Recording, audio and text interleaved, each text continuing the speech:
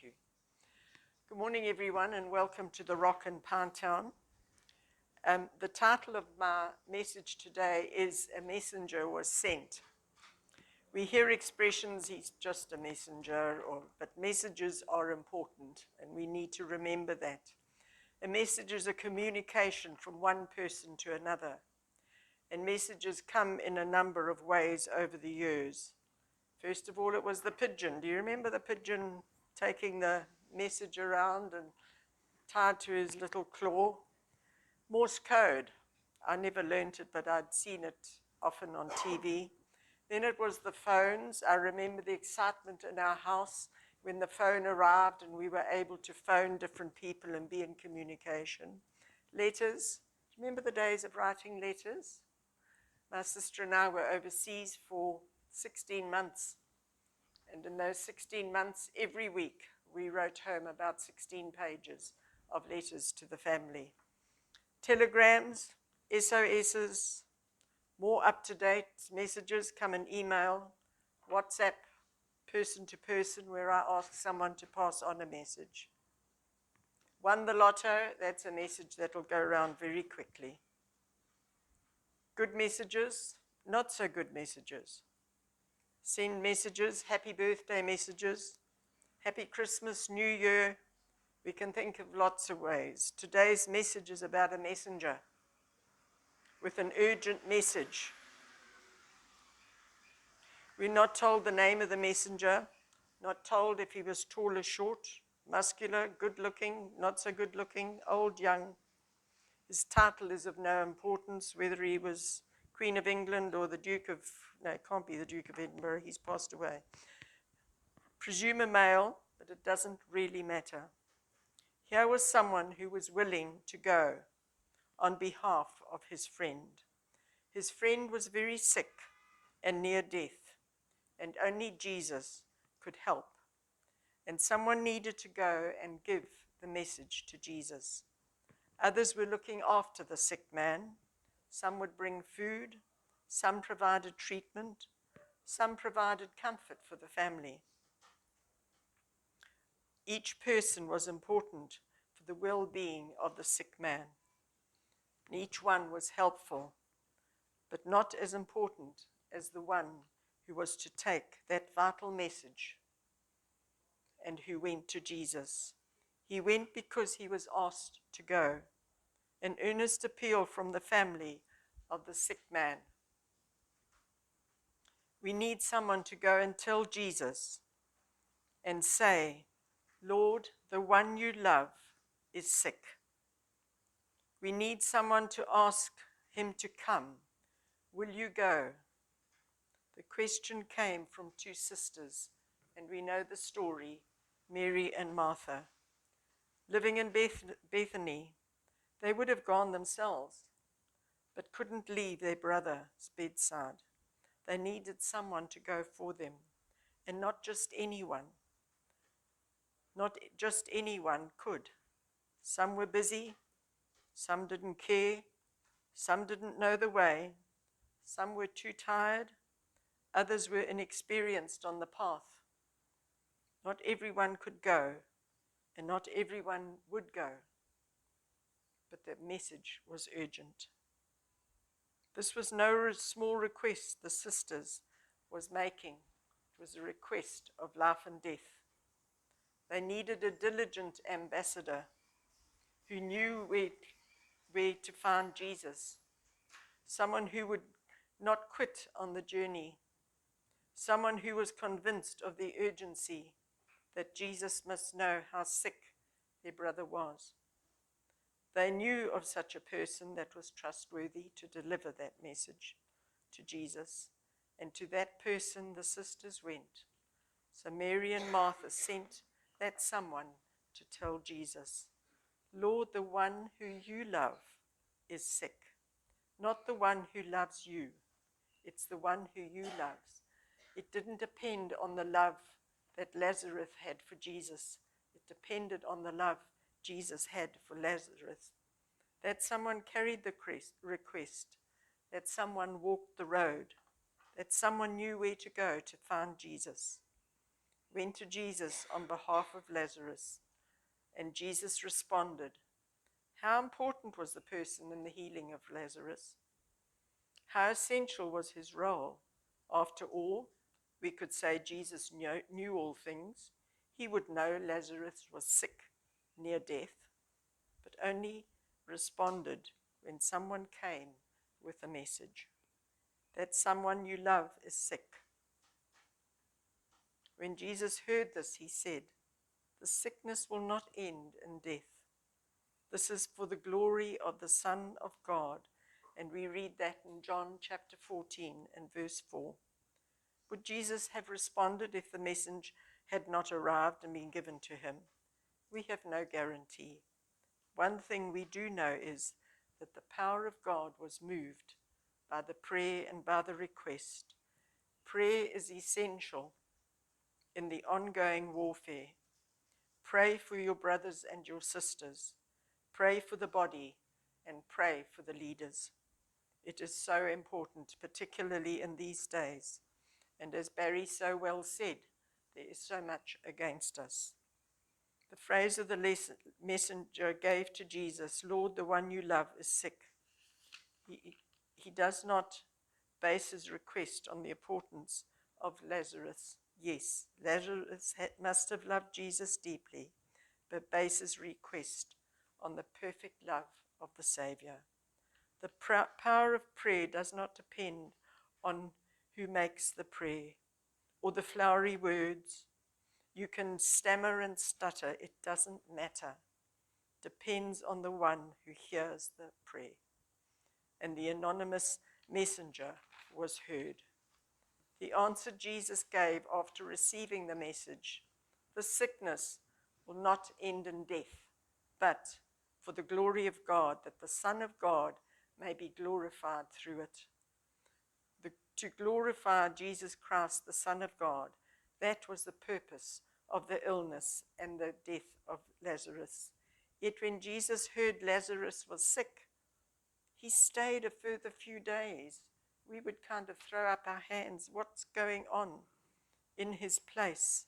And in John 10 and verse 39 and 40 tells us that Jesus went back across Jordan River because they were looking to kill him, to the place where John the Baptist had been baptized in the early days. At that time, Jesus knew that Lazarus was dead. And he also knew that whether he went today or tomorrow, that he would be able to raise Lazarus.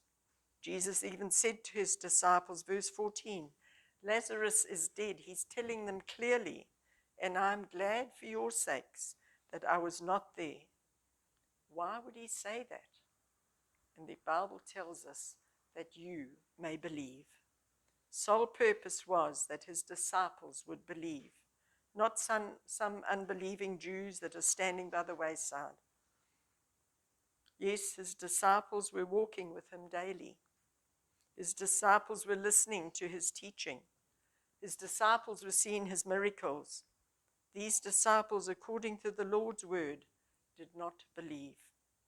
On other occasions, Jesus had said the same words, that you may believe. Do we find that difficult to understand? We kind of look at people and think, how can they not serve the Lord?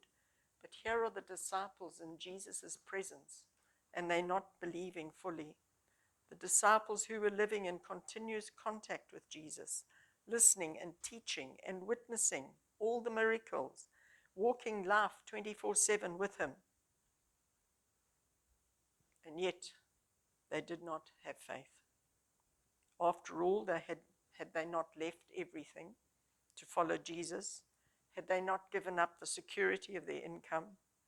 Had they not given up the shelter of their homes to be with him? Peter, James, and John had witnessed the transfiguration of Jesus. And when Jesus had said to them, who do you say that I am? Peter answered, you're the Christ, the Son of the living God. Had that not confessed their faith? Often yet Lazarus has had to lie in a tomb for 4 days that they might believe. What did Jesus find when he approached Bethany, near the home of Mary and Martha? He finds Lazarus had already been in the tomb for 4 days. He also finds many Jews who had come to comfort the bereaved family. Martha hurries to meet Jesus while Mary is still in the house. And Martha said to Jesus, "If you'd been here, my brother would not have died. But I know that even now God will give you whatsoever you ask." It was a mixture of faith and hope. Faith that he could have saved her brother, and hope that even now his power would call him from the grave. And Martha goes to call her sister and tells her, "The master has arrived and is calling for her." And the Jews, when they see her going, think she's going to the tomb to mourn, but she's going to go and see Jesus. And she goes, and when she sees him, she falls at his feet and says, "Lord, if you'd been here, my brother would not have died." And when Jesus saw her weeping, she couldn't say any more. She was so overcome with emotion. When Jesus saw her weeping, and the Jews who had followed her all weeping, he was deeply moved in the spirit and troubled. "Where have you laid him?" Jesus asked. "Come and see," they replied. The Bible tells us Jesus wept. Do you know, we sometimes think he wept because of the death of Lazarus.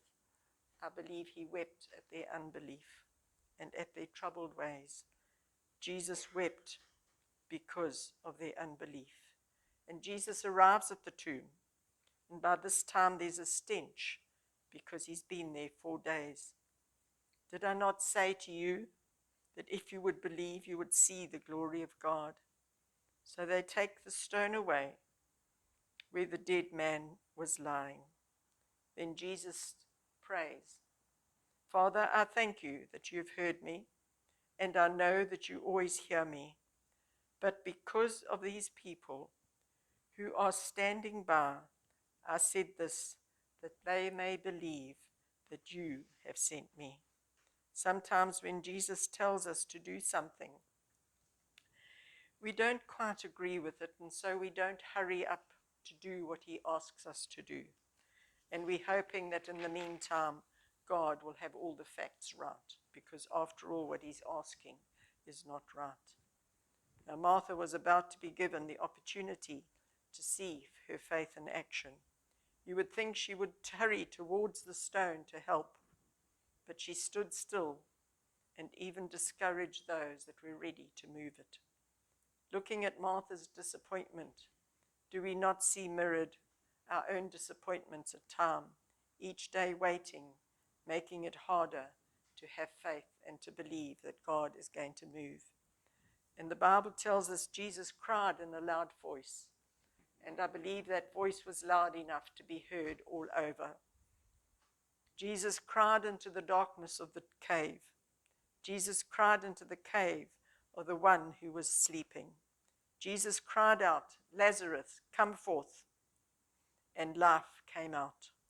Something stirred in the darkness, and step by step, Lazarus came out, wrapped in his grave clothes that spoke of death.